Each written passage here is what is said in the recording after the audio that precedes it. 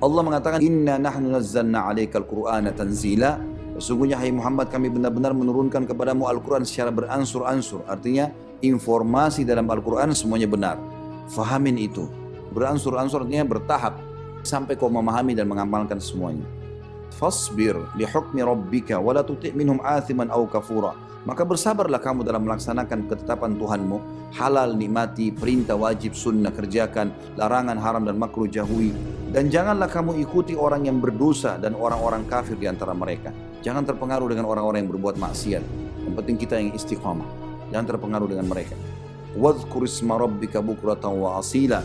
Dan sebutlah nama Tuhanmu pada pagi dan petang hari. Selalu kau berzikir. Sebagian dalam tafsir mengatakan, selalu kau terapkan hukum Allah di pagi dan petang hari. Sepanjang hidupmu semuanya, hukum Allah. Mau kerjakan apapun, dipantau. Dipantau ini maksudnya dijaga. Ilmu agama ini, hukum Allah SWT ini sebagai bodyguard kita sebenarnya.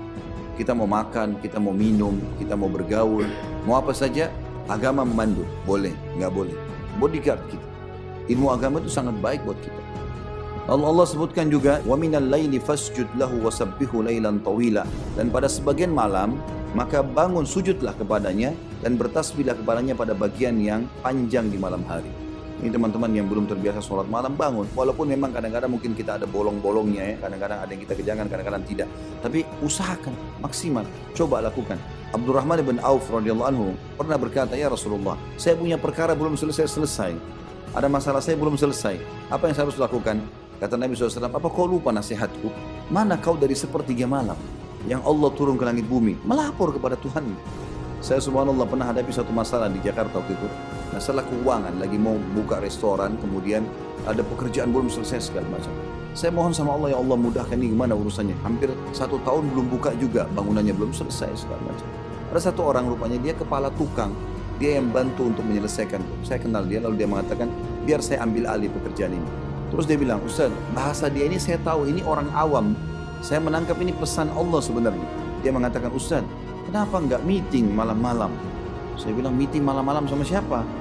Dia bilang, sepertiga malam Ustaz. Saya subhanallah tiba-tiba merenung, iya ya. Kenapa saya enggak sholat tahajud ya? Tengah malam minta sama Allah, Allah selesaikan. Benar saya amalkan, selesai urusannya. Tinggal minta kepada Allah dan Allah gampang modalnya. Wudu, merendah, nangis, selesai. Minta, Allah kasih. Nggak ada sekretaris, nggak ada proposal, nggak ada apa-apa. Mudah sekali. Kalau kita mau punya satu urusan, kita mau urus satu urusan kepada pejabat pemerintah misalnya, mau urus tanah apa saja, kita yang harus datang ke dia, mohon ke dia. Kalau Allah SWT datang ke kita di sepertiga malam, bertanya lagi, ada yang mohon ampun nggak? Ada yang punya hajat nggak? Ada yang minta tolong nggak? Semuanya dibantu. Sudah pasti semuanya. Inna haula yuhibbuna al-ajilata wa yadharuna wara'ahum yawman thaqila.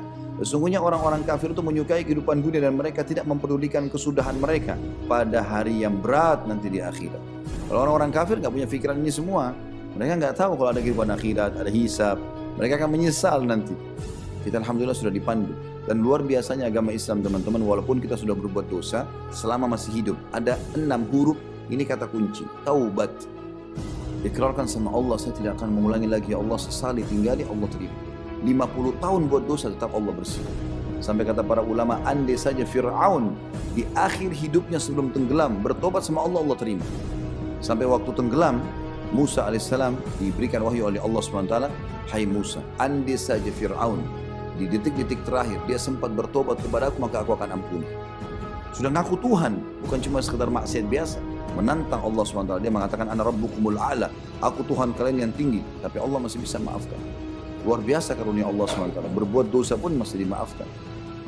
Lalu Allah mengatakan, nahnu khalaqnahum wa syadadna asrahum walau syi'na baddalna amthalahum tabdila. Kami telah menciptakan mereka, manusia itu, dan menguatkan persendihan tubuhnya, tulang-tulang semuanya ini.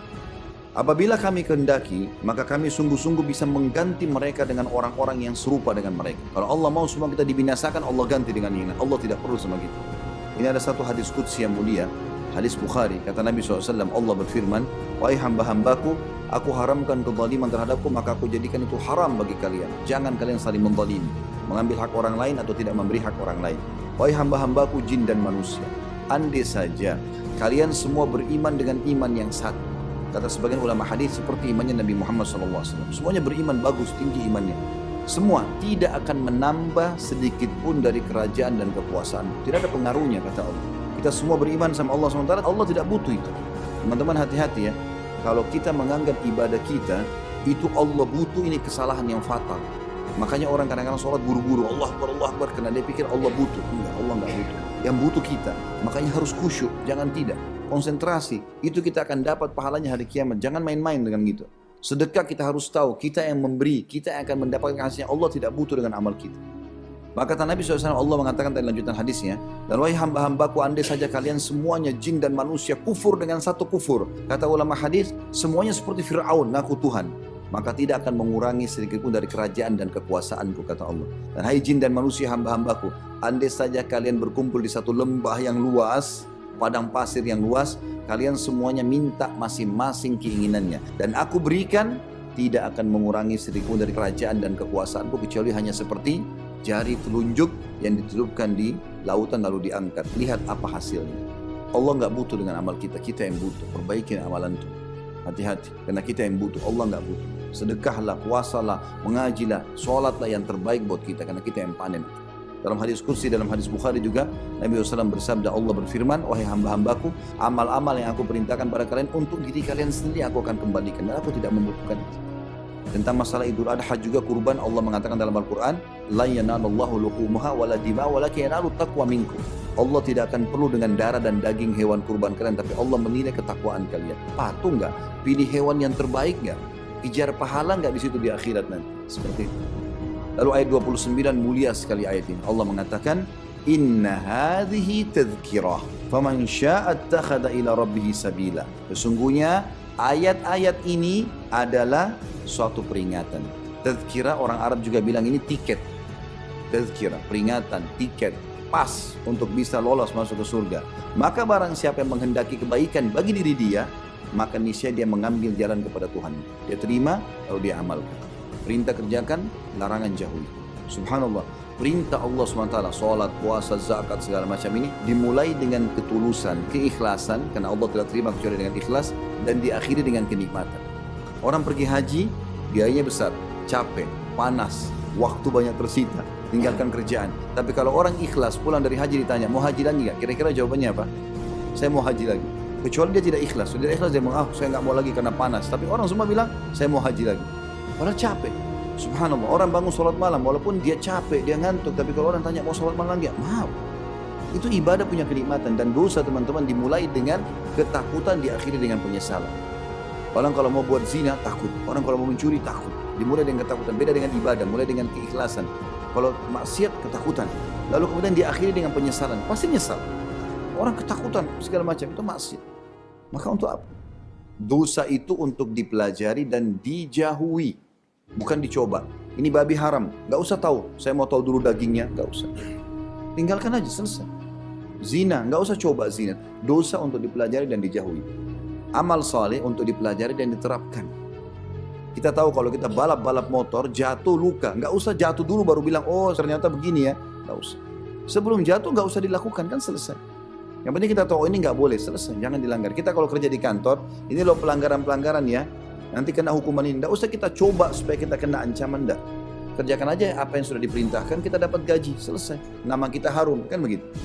Allah bilang, ini adalah peringatan. Siapa yang ingin kebaikan buat dirinya, dia ambilin sebagai peringatan. Lalu Allah mengatakan, وَمَا تَشَاءُونَ إِلَّا أَنْ يَشَاءَ اللَّهُ إِنَّ اللَّهَ كَانَ عَلِيمًا حَكِيمًا. Dan kamu tidak mampu menempuh jalan itu kecuali bila dikehendaki Allah. Sesungguhnya Allah adalah maha mengetahui lagi maha bijaksana. Artinya, kalau kalian juga mau beribadah, minta petunjuk sama Allah. Ikuti panduannya Allah. Wahyu, ada Al-Quran dan Sunnah. Jangan buat-buat sendiri. Karena ini perintah Allah SWT. Kalian tidak bisa melakukan kecuali dengan izin Allah SWT. Artinya mengikuti peraturan-peraturan Allah. Allah hanya terima sholat, puasa, segala macam ibadah kalau sesuai dengan apa yang dia inginkan. Seperti kalau pemilik perusahaan, dia akan terima hasil kerja pegawainya kalau sesuai dengan apa yang dia instruksikan. Kalau enggak, dia tidak akan terima. Sederhananya begitu. Lalu Allah mengatakan di penutupan ayat di sini, dikatakan Allah maha pengetahui dan maha bijaksana. Kata ulama, selalu penutupan, kalau ayat ditutup dengan nama dan sifat Allah, berarti itu adalah pelengkap dari apa yang sedang Allah sampaikan. Jadi misal Allah mengatakan Allah maha mengetahui, maksudnya Allah tahu siapa yang tulus ibadah dengan tidak tulus. Dan Allah bijaksana, artinya Allah akan memberikan porsi yang baik yang pas untuk orang-orang yang mau menjalankan. Kalau orang memang dasarnya tidak mau sholat malam, Allah buat dia nggak bangun sekalian. Emang dia nggak mau. Dan Allah tahu itu. Kalau dia ada sedikit keinginan, Allah bangunkan. Teman-teman nggak pernah sholat malam, tapi niat nanti sebentar jam 3 saya mau bangun. Kaget terbangun. Asal dia mau. Allah bijaksana. Kasih siapa yang mau. Yang tidak mau ya sudah. Allah biarkan gitu. Penutupannya di ayat 31 Allah mengatakan yudkhilu man yasha'u fi rahmati wadh-dhalimina 'adda lahum 'adzaban alima. Allah memasukkan siapapun yang dikehendaki dalam rahmatnya, maksudnya surganya. Allah mudahkan dia beramal, kemudian dia masuk surga, dan bagi orang-orang zalim disediakan azab yang pedih. Artinya kalau orang zalim ini, maka kata ulama tafsir, adalah orang yang tidak mau mengikuti perintah-perintah Allah tadi dan tidak mau mengambil hikmah daripada ayat-ayat ini sehingga diterapkan, maka mereka adalah orang-orang yang akan mendapatkan azab yang pedih.